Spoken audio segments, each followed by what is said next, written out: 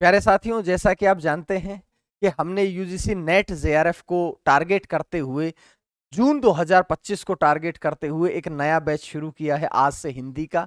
और यह बैच आप लोगों का इकाई नंबर 5 से शुरू हो रहा है। पहली क्लास हमारी आज पूरी हो चुकी है और जाते जाते आज की क्लास का एक मोटा मोटा रिवीजन करके आप लोगों के सामने जाता हूं, ताकि कल की क्लास को आते ही कल की क्लास का भी रिवीजन कराऊंगा आप लोगों को। ठीक है, तो चलिएगा शुरू करते हैं आज की क्लास, पहली क्लास का रिवीजन। सबसे पहले आप जानते हो कि इकाई नंबर 5 हमने शुरू करी, जिसमें आता है पृथ्वीराज रासो का रेवा तट। ठीक है, रेवा तट बाद में पढ़ेंगे, लेकिन मैंने आपसे पहले कहा पृथ्वीराज रासो बहुत इंपॉर्टेंट प्रश्न आते हैं यहां से। तो शुरू किया हमने, क्या शुरू किया कि पृथ्वीराज रासो जो है, इसको हम हिंदी का पहला महाकाव्य भी मानते हैं। लिखने वाले कौन है? चंद्रबरदाई। चंद्रबरदाई को हिंदी का पहला महाकवि भी कहते हैं। इस रचना का रचना काल है 1193 ईस्वी और इसमें कुल मिलाकर के 69 सर्ग है। और सर्ग को सर्ग न कह करके क्या कहा गया है? समय कहा गया है। 69 में आप जानते हैं 61 जो है वो आपके चंद्रबरदाई ने लिखे और आपके 8 सर्ग जो है वो उसके पुत्र जलहण ने लिखे। मैंने आप लोगों से पहले कहा था कि जो चंद्रबरदाई है, इसकी 2 शादियां हुई और 2 शादियों से 2 पत्नियों से इसके 10 संतान थी। ठीक है, और अगर हम कहें कि पृथ्वीराज रासो की शैली कैसी है, तो सर्वमान्य मत के अनुसार इसकी पिंगल शैली है। ठीक है, आपसे मैं चर्चा कर चुका हूं पिंगल शैली और डिंगल शैली। युद्धों में ज्यादातर डिंगल शैली का प्रयोग हुआ है, प्रेम वगैरह में पिंगल शैली का प्रयोग हुआ है।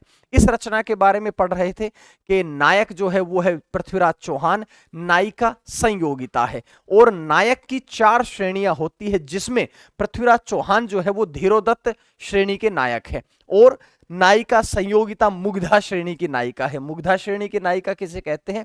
वह नायिका जिससे प्रेम करती है उसी से विवाह करे तो उसे हम कहते हैं मुग्धा श्रेणी की नायिका। बात करते हैं पृथ्वीराज रासो के भी हमें आज वर्तमान समय में 4 रूप उपलब्ध होते हैं। सबसे पहला बड़ा रूप, यानी कि जिसको हम कहते हैं वृद्ध रूप। इसमें सबसे ज्यादा छंद 16,306 छंद है और पूरे के पूरे आपके 69 समय या सर्ग कह सकते हैं उनको। इसका प्रकाशन किसके द्वारा किया गया? नागरी प्रचारणी सभा काशी के द्वारा प्रकाशन हुआ। और हस्तलिखित इसकी आज भी हस्तलिखित कॉपी जो है वो आपकी उदयपुर संग्रहालय में सुरक्षित है। आगे बढ़े थे, हमने कहा मध्यम रूप, जिसको हम दूसरा भाग भी, दूसरा रूप भी कहते हैं। इसमें लगभग 7,000 छंद है और यह आपकी इसकी प्रति बीकानेर और अबोहर में आज भी सुरक्षित पाई जाती है। तीसरा लघु छोटा रूप, जिसमें केवल और केवल 3,500 छंद है, 19 सर्ग है, बीकानेर संग्रहालय में यह भी सुरक्षित है। अंतिम जो इंपॉर्टेंट है, जो आप लोगों के सिलेबस के अनुसार इंपॉर्टेंट है, वो कौन सा है? लघुत्तम रूप, सबसे छोटा रूप, 1,300 छंद। इसी को डॉक्टर दशरथ शर्मा ने मूल पृथ्वीराज रासो भी कहा है। और समझिएगा, इसका संपादन डॉक्टर माता प्रसाद गुप्त ने किया। मैं लिखवा चुका हूं, लिख के रखिएगा। जो इतिहास के नोट्स लिखवाए जाते हैं उनको एक बार क्लास में लिखें, क्लास खत्म होते ही एक बार रिवीजन मैं कराऊंगा, एक बार आप घर जाकर के करिएगा, तब आपको जाकर के ये इतिहास याद होगा। लेकिन मेरा प्रयास है कि आपको स्माइल के साथ में पूरा इतिहास याद करवा दूं, ठीक है कि नहीं? लेकिन स्माइल तब तक कामयाब रहेगी जब तक आप उसको रिवीजन करते रहेंगे। आगे बढ़ते हैं। मैंने कहा कि जो पृथ्वीराज रासो है, इसको इसकी प्रमाणिकता को कुछ लोगों ने माना, कुछ ने अर्ध प्रमाणित माना, कुछ ने कह दिया बिल्कुल जाली है। तो बात करते हैं किसने क्या कहा। इसकी प्रमाणिकता को लेकर के सबसे पहले जेम्स टोड जो है वो इसको, कर्नल जेम्स टोड इसको प्रमाणित रचना मानते हैं और प्रमाणित मानते ही इसके काव्य सौंदर्य से प्रभावित होकर के उन्होंने इसके पदों का अंग्रेजी में अनुवाद किया। और इसका प्रकाशन कहां से शुरू करवाया था? The Royal Asiatic Society of Bengal से इसका प्रकाशन शुरू करवा दिया था। इसी बीच में एक आते हैं 1875 में डॉक्टर वूलर, उनको एक रचना मिलती है जिसका नाम था पृथ्वीराज विजय। किसने लिखी थी? जयानक कवि के द्वारा लिखी गई थी। अब इस रचना में उनको संयोगिता हरण का वर्णन ही नहीं मिलता है। संयोगिता आप जानते होंगे, जयचंद की लड़की थी, मैं बता चुका हूं। संयोगिता का प्रेम विवाह था पृथ्वीराज चौहान के साथ। पृथ्वीराज चौहान उसका हरण करके ले आया था, उससे विवाह कर लिया था। लेकिन जो जयानक कवि है, इन्होंने जो रचना लिखी जिसका नाम भी है पृथ्वीराज विजय, इसमें उसका वर्णन नहीं मिलता है, इस घटना का वर्णन नहीं मिलता है। तो जो आपके डॉक्टर वूलर है उन्होंने कहा कि जो पृथ्वीराज रासो है ये अप्रमाणित है, ये झूठी रचना है, ये कोई वास्तविकता नहीं रखती है। उसके बाद में पृथ्वीराज रासो को अप्रमाणित करने वाले पहले विद्वान भी डॉक्टर वूलर है। इस बात को इंपॉर्टेंट करके नोट कर लीजिएगा। आगे मैंने क्या लिखवाया था? आगे मैंने कहा कि इसको अप्रमाणित मानने वाले केवल डॉक्टर वूलर नहीं है, बहुत सारे विद्वान हैं। जैसे आप समझिएगा, डॉक्टर वूलर जो है उन्होंने इसको अप्रमाणित माना। आचार्य रामचंद्र शुक्ल ने तो कहा कि यह रचना जाली है, जाली रचना कह दिया है। किसने? आचार्य रामचंद्र शुक्ल ने। गौरीशंकर हिरानंद ओझा ने इसको अप्रमाणित माना, मुंशी देवी प्रसाद ने अप्रमाणित माना, श्यामल दास ने अप्रमाणित माना, मोतीलाल मेनारिया, मुरारी दान, इन सब ने इस रचना को अप्रमाणित माना है। अब बात करते हैं अर्ध प्रमाणित कौन कौन ने माना है। अगरचंद नाहटा, मुनि जिनविजय, आचार्य हजारी प्रसाद द्विवेदी और सुनीति कुमार चटर्जी, इन्होंने अर्ध प्रमाणित माना है।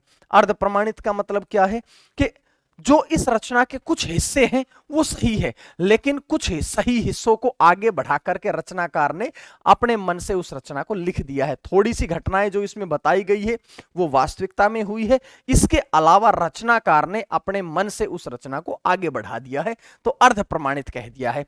अब इसको प्रमाणित मानने वाले विद्वानों की संख्या थोड़ी सी ज्यादा है, जिसमें आपके श्याम सुंदर दास, डॉक्टर नगेंद्र मिश्र बंधु, जॉर्ज ग्रियर्सन, ये इंपॉर्टेंट है। सबसे पहले कर्नल जेम्स टोड ने इसका प्रकाशन भी शुरू करवाया था, इंग्लिश में भी इसके पदों का रूपांतरण करवाया था। डॉक्टर दशरथ शर्मा, मोहनलाल विष्णुलाल पांड्या, अयोध्या सिंह उपाध्याय, खड़ी बोली के पहले महाकवि डॉक्टर अयोध्या सिंह उपाध्याय, उन्होंने भी प्रमाणित माना है। मथुरा प्रसाद दीक्षित, इन सब ने इस रचना को, पृथ्वीराज रासो को प्रमाणित माना है। आगे बढ़े थे, मैंने कहा एक बड़ी इंपॉर्टेंट बात, जो पृथ्वीराज रासो है इसकी भाषा भी अलग अलग विद्वानों ने अलग अलग मानी है। जैसे कुछ विद्वानों ने मानी कि भैया ये तो अपभ्रंश में लिखा गया है, कुछ ने कहा डिंगल मिश्रित ब्रज भाषा है, कुछ विद्वानों ने कहा कि पिंगल शैली है और ब्रज भाषा में ये रचना लिखी गई है। बात करता हूं आप लोगों के सामने। अपभ्रंश मानने वाले कौन? आचार्य हजारी प्रसाद द्विवेदी, मुनि जिनविजय, मुनि कांति सागर, सुनीति कुमार चटर्जी, इन्होंने कहा कि भैया यह रचना आपकी अपभ्रंश में लिखी हुई है। अगले डिंगल शैली मिश्रित ब्रज भाषा मानने वाले डॉक्टर दशरथ शर्मा, मोतीलाल मेनारिया, डॉक्टर राम कुमार वर्मा, इन्होंने इस रचना को डिंगल शैली मिश्रित ब्रज भाषा कहा है। और एक बात समझिएगा, आप लोगों के सामने आती है पिंगल शैली एवं ब्रजभाषा मानने वाले विद्वान कौन है। पिंगल शैली एवं ब्रजभाषा मानने वाले विद्वानों को ही सर्वमान्य मत के अनुसार सही है। कौन? आचार्य रामचंद्र शुक्ल, जॉर्ज ग्रियर्सन, श्याम सुंदर दास, डॉक्टर नामवर सिंह, उदय नारायण तिवारी, डॉक्टर धीरेन्द्र वर्मा, विपिन बिहारी त्रिवेदी, ये सारे के सारे रचनाकार इसको पिंगल शैली एवं ब्रज भाषा में लिखित मानते हैं। अब एक बात मेरी समझो सारे के सारे, क्या समझोगे मेरे भैया?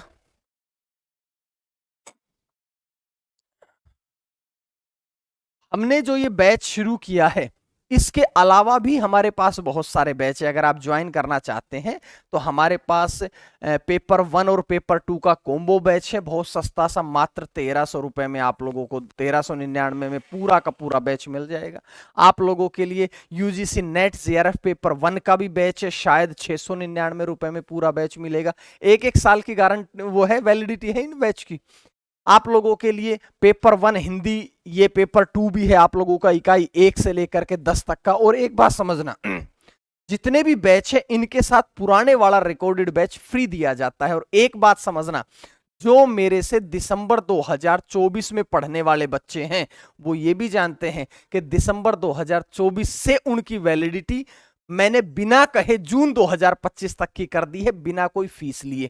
ये भी आप जानते होंगे, तो जो पुराने बच्चे हैं वो ये सब जानते हैं, आप भी ज्वाइन कर सकते हैं। इसके अलावा हमारा टीजीटी पीजीटी का बैच भी है, केवल और केवल 999 रुपए में, एक साल की वैलिडिटी के साथ। तो अगर आप भी हमसे जुड़ना चाहते हैं तो प्ले स्टोर में जाइएगा और हितेश सर ज्ञान कोश एप्लीकेशन को डाउनलोड कर लीजिएगा। मैं आप लोगों को वहीं पर सारे बैच प्रोवाइड करा देता हूं। या आप लोगों को कभी कोई दिक्कत आए तो ये मेरे पर्सनल नंबर है, मुझे कॉल कर लीजिएगा, मैं पर्सनली आप लोगों को बैच से का लिंक भेज दूंगा और बैच में जुड़ने के तरीके बता दूंगा। नहीं भी आपका कोई डाउट भी हो तब भी आप इस नंबर पे व्हाट्सएप करके, कॉल करके मुझसे बात कर सकते हैं, ठीक है। तो मेरा मानना यह है कि ज्यादा से ज्यादा आप लोगों को आनंद आए पढ़ने में, बस इससे ज्यादा हमें क्या चाहिए। ठीक है, थैंक यू वेरी मच। अगली क्लास में फिर मिलता हूं, रोज क्लास हो रही है, आप निश्चिंत रहें, मैं आप लोगों के साथ हूं। मां सरस्वती की कृपा बनी रहे। जय हिंद, जय भारत।